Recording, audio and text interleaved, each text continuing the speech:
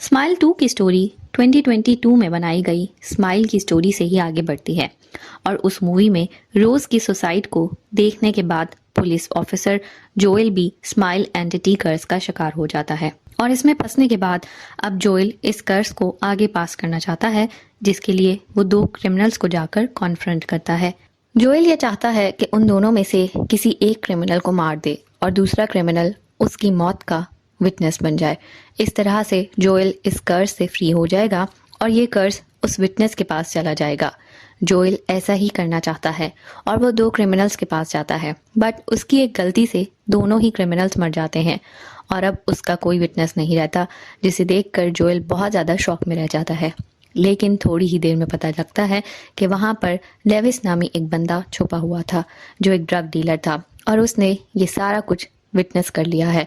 यानी कि अब इन दो मर्डर्स का विटनेस लेविस बन चुका है और लोइस के विटनेस बनने का मतलब ये भी है कि ये कर्ज अब उसके पास ट्रांसफर हो चुका है। जोएल ये देखकर बहुत खुश हुआ और अब वो फ्री हो चुका था।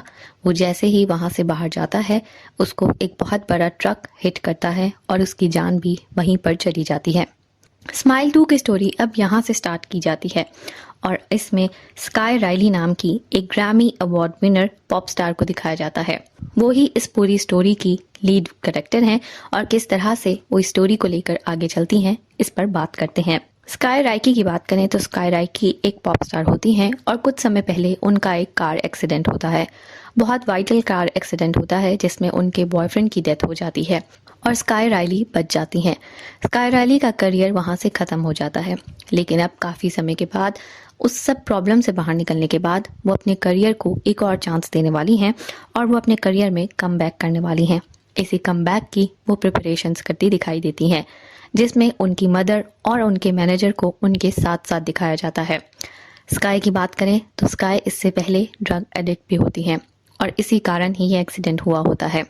स्काई की ड्रग एडिक्शन को छुड़वाने के लिए उसकी मदर और मैनेजर ने बहुत कोशिश की होती है और इसीलिए अब वो उसके इस टर्न ओवर कम बैक को लेकर काफ़ी उसके साथ रहते हैं ताकि वो फिर से इस ड्रग एडिक्शन को ना देख ले, ताकि वो फिर से एक बार इस ड्रग एडिक्शन में ना चली जाए। स्काई की बात करें तो स्काई को उस कार एक्सीडेंट में बहुत ज़्यादा चोटें आई थी, जिसके कारण उसकी बैक में बहुत पेन रहती है और इस पेन के लिए डॉक्टर्स ने उसको कोई मेडिसिन नहीं दी है क्योंकि वो एक ड्रग एडिक्ट रह चुकी है, इसलिए पेन किलर वो नहीं लेती। स्काई अपनी इस दर्द को ख़त्म करने के लिए अपनी माँ और अपने मैनेजर से छुप कर विकोडिन लेती है जो कि एक ड्रग है और वो इसे छुप कर लेनी पड़ती है।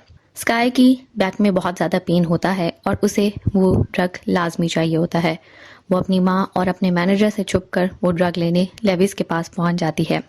लेविस के अपार्टमेंट में पहुँचते ही वो देखती है कि लेविस बहुत अजीब तरीके से बिहेव कर रहा होता है और वो वहाँ से वापस जाना चाहती है, बट वो सिर्फ उस ड्रग के लिए आई होती है और उसे वो ड्रग लाजमी चाहिए होता है। इस कारण वो वहाँ रुक जाती है और थोड़ी देर में लेविस कुछ ऐसा करता है जिससे स्काई की पूरी ज़िंदगी बर्बाद हो जाती है। लेविस अपने अपार्टमेंट के कमरे में जाता है और वहाँ से वो एक अजीब सा इंसान बनकर बाहर निकलता है। बाहर आते ही वो खुद को मार लेता है, यानी कि खुद को मार लेता है वो लेविस जो उस कर्ज का शिकार हो चुका था।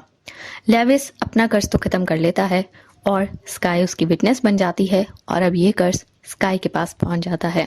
स्काई उस सब को देखकर बहुत डर जाती है और वो पुलिस को भी इन्फॉर्म करना चाहती है, लेकिन वो अपने करियर को लेकर काफ़ी कॉन्शियस हो जाती है, जिसके कारण वो पुलिस को नहीं बुलाती और वहाँ से वापस चली जाती है। वापस जाने के बाद स्काई को एक अननोन नंबर से एक टेक्स्ट आता है और इस टेक्स्ट में उससे पूछा जाता है कि क्या वो रात को लेविस के घर में थी, जिसको वो इग्नोर कर देती है क्योंकि वो किसी प्रॉब्लम में फंसना नहीं चाहती। आने वाले टाइम में दिखाया जाता है कि स्काई अपने टूर की प्रिपरेशंस में बहुत बिजी है, लेकिन वो एंटिटी कर्स भी उसके साथ साथ है और उसको बहुत सारी हेलुसिनेशंस आने लग गई हैं, जिसके कारण वो ठीक तरह से सो नहीं पा रही है। वो बहुत डिप्रेस्ड है और उसको समझ नहीं आ रहा वो ये सब किसके साथ शेयर करे, और ये सब वो अपनी एक फ्रेंड के साथ शेयर करती है। स्काई की बात करें तो स्काई को साथ साथ उस अननोन नंबर से मैसेजेस भी आते रहते हैं। स्काई ने अपने टूर के लिए ही एक इवेंट को अटेंड करना होता है और इस इवेंट को अटेंड करते हुए उसे वहाँ पर एक इम्प्रॉम्प्टू स्पीच करने को कहा जाता है।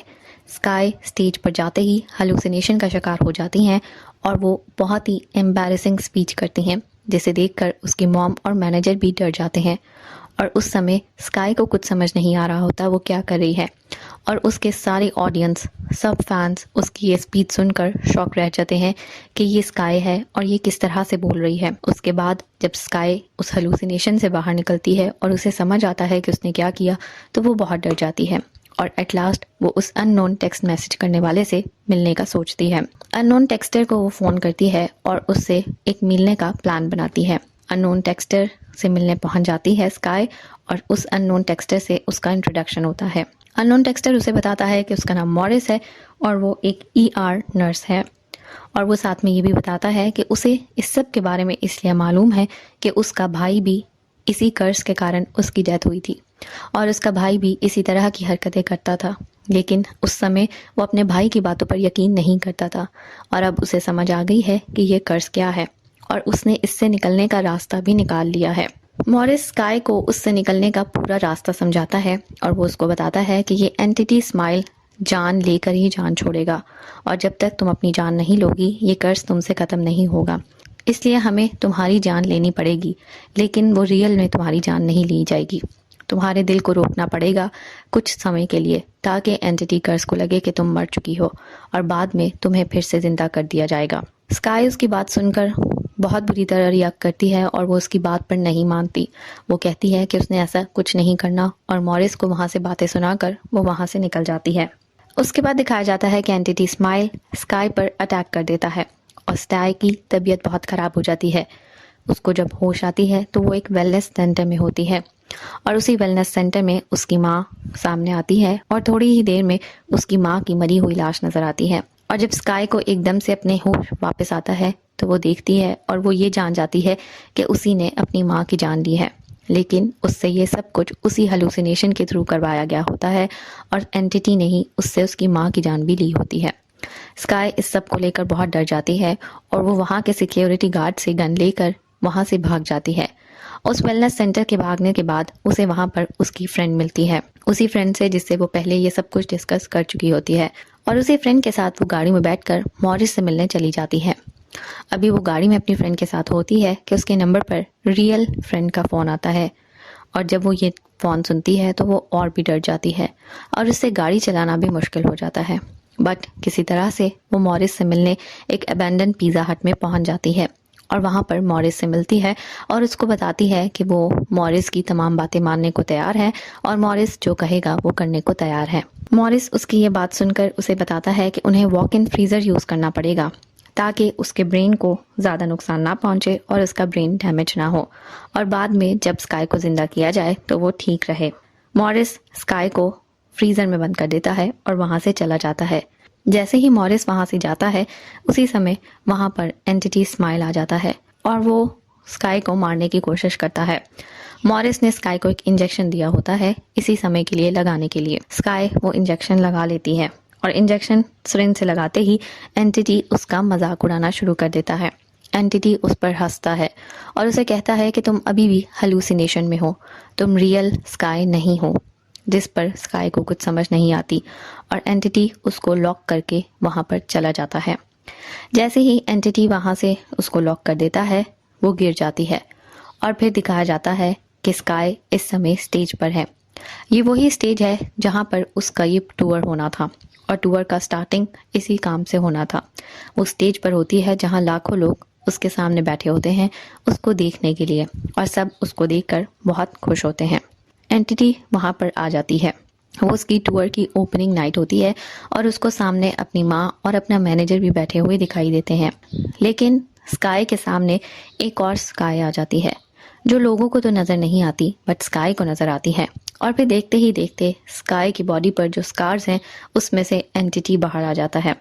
एंटिटी एक सेमी ह्यूमनाइड मॉन्स्टर की शक्ल में होता है और उसकी बॉडी पर बहुत सारी स्माइल्स बनी होती हैं। एंटिटी स्काई की बॉडी को कंट्रोल करना चाहता है और वो उसके साथ कुछ बहुत अजीबोगरीब हरकतें करता है और उसको अपने कंट्रोल में करना चाहता है।